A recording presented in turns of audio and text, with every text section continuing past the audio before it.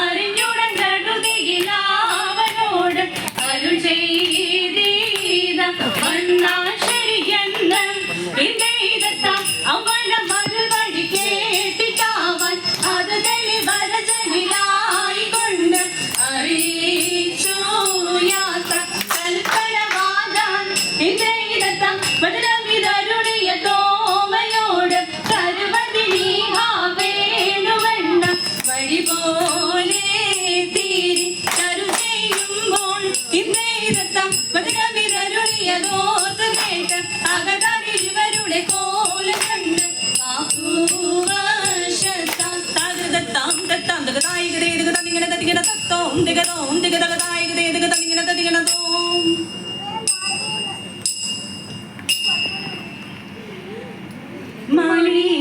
മാണിക്യക്കല്ലായ മാർഗം നാളിൽ നാളിൽ തെളിയുന്നു മറ്റാറ്റുള്ള ദിവ്യാളന്മാർ മെല്ലെ മെല്ലെ ചവളുന്നു ലോകപീഠി നിലേ മാർഗം മേറിയേറ്റം വളരുന്നു ലൗകികങ്ങൾ നിലേ നീലേ ചൊല്ലി പലരും ചേരുന്നു കണ്ടില്ലെന്ന് ചൊല്ലുന്നവരെ കണ്ടാലധികം ചേരുന്നു കണ്ടും കൊണ്ടും ചൊല്ലാനിഷ്ടം ആരോടൊക്കെ ചേരുന്നു കണ്ണിമാരിടയിലൊക്കെ കൂടി ചേർന്നവർ ഒരുപോലെ കരിയോളിലായ പങ്ക് മഞ്ചം തെളിവാൽ ചൊല്ലുന്നു എന്ന നേരം മത്തോമായോട് കോപിച്ചവരോട് ചൊല്ലുന്നു എന്ന നേരം മത്തോമായോട് ചൊല്ലി മനസ്സിലുണ്ട് ദിനമേറിയുള്ളവരും തീയോടേറ്റം തീണ്ടാതെ സീമ കൂടാതൊരു കൂട്ട് ഓർത്തോ കേട്ടു കോപിച്ചു കൊണ്ടു നിന്ന മുച്ചക്കോലും വാങ്ങി നിന്ന് നോക്കുമ്പോൾ ഭൂമിമാനം തേടിയോനെ കാൺമാനായി മുൻപാകെ തിത്തത്തകതത്തികതത്താം തികതത്തകതത്തികതത്താം തിത്തത്താം തികതത്താം ഇന്ന്